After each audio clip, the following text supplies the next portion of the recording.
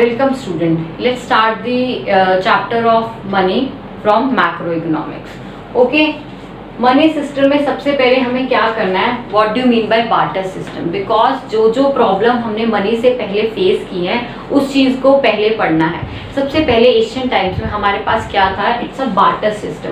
Barter system mean exchange of goods for goods. हम लोग क्या करते थे, हमें कोई चीज़ की ज़रूरत होती, व्हेन वी नीड समथिंग, हमें कोई चीज़ की ज़रूरत होती थी, वी एक्सचेंज गुड्स। अगर आपको वीट चाहिए तो देन आपको वीट चाहिए तो आपको मैं वीट दूंगी, तो उसमें आप इन रिटर्न मुझे क्या दोगे, राइस दोगे, अगर मुझे राइस की जरूरत है। It's what we call exchange of goods for goods. हम एक्सचेंज कर रहे हैं गुड्स को, ठीक है। It's what we call C C economy, commodity for commodity economy. हम कमोडिटी के लिए कमोडिटी को एक्सचेंज करते थे, because we don't have money for medium of exchange. हमें जो एक्सचेंज के लिए कोई एक मीडियम चाहिए था, उसके लिए कोई चीज़ हमारे पास नहीं थी। हम क्या करते थे, we are exchanging our goods.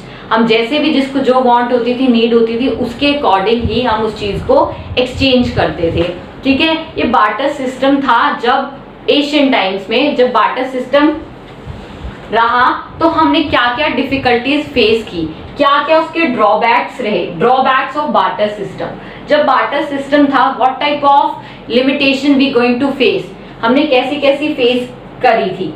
Lack of unit value, lack of unit value का means it mean we don't have a like specific value of anything. किसी चीज के लिए कोई ऐसी वैल्यू नहीं थी कि ये चीज इतने की है, ये चीज उतने की है। सब ये था कि कोई जिसको जैसी जरूरत है उसके अकॉर्डिंग वो एक्सचेंज कर लेता था, ठीक है। कोई ऐसी स्पेसिफिक वैल्यू नहीं थी। जैसे मनी ने एक specific value the, but barter system में ऐसी कोई स्पेसिफिक वैल्यू किसी भी चीज की नहीं थी। Now we have lack of double coincidence of wants. हमें एक चीज और डिफिकल्टी फेस करनी पड़ती थी बार्टर सिस्टम में। बच्चे, अगर मुझे वीट चाहिए है मुझे, तो मुझे अगर आई नीड अ वीट, मुझे वीट चाहिए तो मुझे वीट कोई बेचने वाला भी चाहिए जो सेल करे। क्या सेल करे, वीट, क्योंकि मुझे वीट चाहिए। और आई हैव राइस, जिसके मुझे वीट चाहिए उसके एक्सचेंज में मैं क्या दूंगी, राइस। तो मुझे वो इंसान चाहिए जो वीट बेचने के लिए रेडी हो और राइस परचेज करने के लिए रेडी हो। तो क्या हो गई, डबल कोइंसिडेंस हो गई कि एक ही टाइम मुझे ऐसा इंसान चाहिए जो वीट बेचने के लिए रेडी हो और राइस को परचेज करने के लिए रेडी हो, क्योंकि मुझे तो वीट चाहिए और राइस मैं उसके रिटर्न में दूंगा। तो it mean I want double need चाहिए, डबल कोइंसिडेंस होना चाहिए कि ये भी होना चाहिए और ये भी होना चाहिए। तो ये होना भी बहुत रेयर ही होता था, मतलब इसमें डिफिकल्टी फेस करनी पड़ती थी हमें बहुत ज्यादा, ठीक है। Then our third drawback is lack of future payment. Barter system में it's very impossible to pay in future में पेमेंट करना बहुत मुश्किल था, क्योंकि कमोडिटी होती थी, पर्शेबल है, उसको लंबे टाइम तक हम स्टोर करके नहीं रख सकते थे। लाइक फ्यूचर में पेमेंट करना है, फ्यूचर में उसकी रिक्वायरमेंट बदल जाए, या फिर उसको वीट नहीं चाहिए, राइस नहीं चाहिए, तो वो चीज़ हमें डिफिकल्टी फेस करनी पड़ती थी। Then lack of store value, हम स्टोर भी नहीं कर सकते थे क्योंकि वो चीज़ें खराब होने वाली चीज़ें थी जो हम इतने 10 साल तक वेट करके रख नहीं सकते थे। These are the limitation of barter system. Today we going to discuss the functions of money. Okay, after barter system हमारे पास मनी आया, इसने क्या दिया, it's a medium of exchange, medium of exchange, ठीक है। ये क्या बना, मीडियम बना एक्सचेंज करने का, कमोडिटीज को खरीदने का एक मीडियम बना, ठीक है बच्चे। हमने पहले बार्टर सिस्टम किया था, जो हमारी लास्ट वीडियो थी, हमने उसमें पढ़ा था कि बार्टर सिस्टम क्या होता है।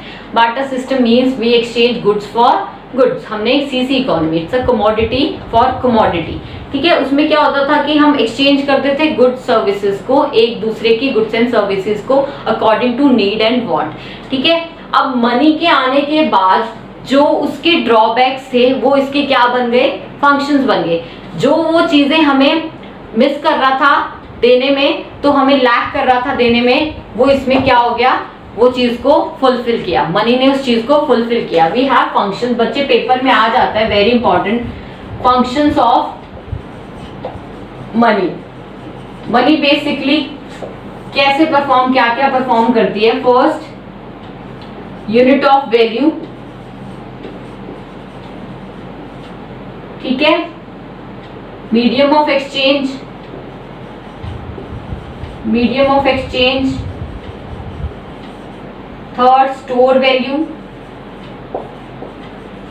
Future payment.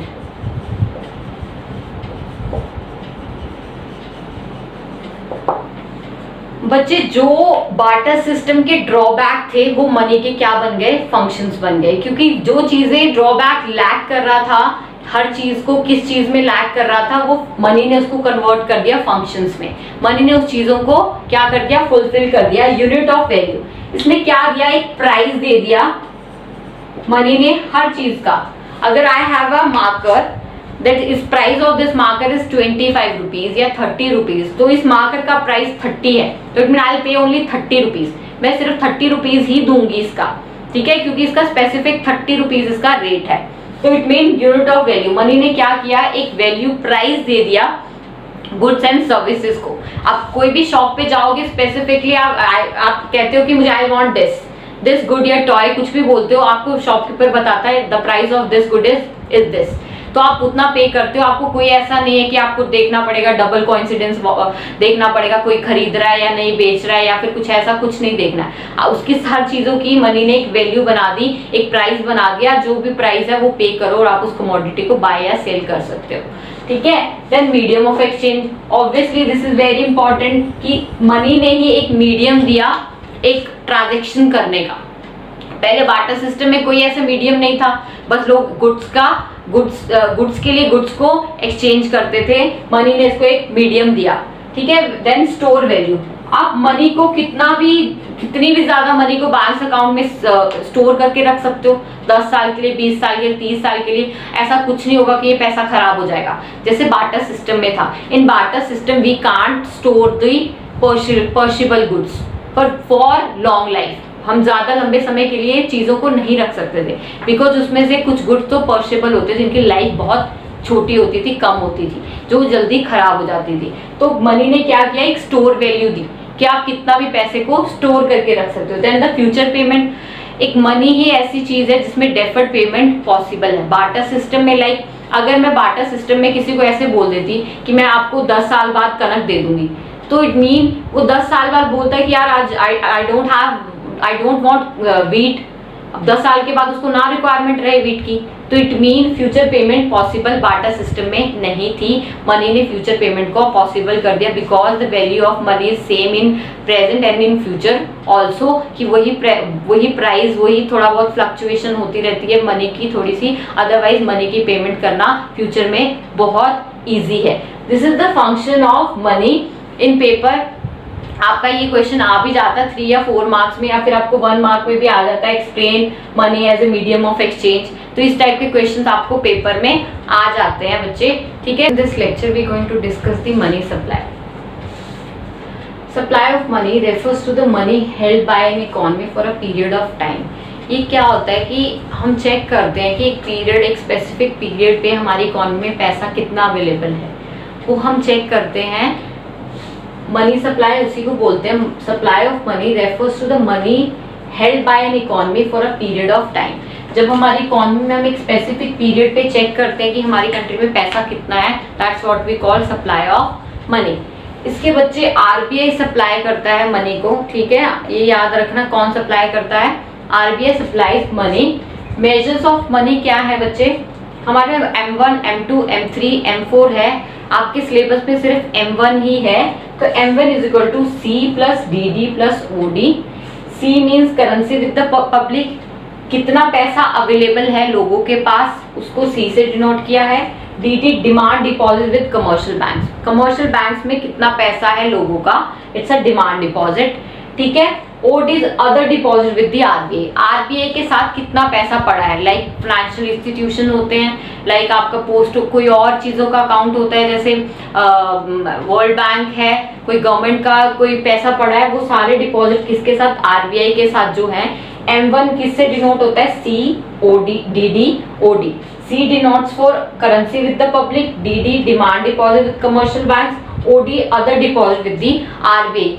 M1 क्या एक मेजर है मनी को करने का, मेजर करने का, मनी के लाइक मेजर्स ऑफ मनी है, कैसे मनी को मेजर किया जाता है। M1 एक फर्स्ट वाला टूल है, इसमें कैसे मेजर करते हैं, करेंसी विद द पब्लिक, लोगों के पास पैसा कितना है, DD demand deposit with commercial bank, जो कमर्शियल बैंक में अकाउंट ओपन है लोगों के, उसमें डिमांड डिपॉजिट वाले कौन से हैं, कितने हैं, OD other deposit with the RBI. RBI के साथ जो बाकी डिपॉजिट है, लाइक कोई फाइनेंशियल इंस्टीट्यूशन ने रखा हुआ है, वर्ल्ड बैंक का पैसा है, गवर्नमेंट का पैसा है, वो सारे पैसे को ऐड करके क्या बनता है हमारा N1। इसे क्या बोला जाता है, नैरो मनी भी बोला जाता है। Okay, thank you so much बच्चे।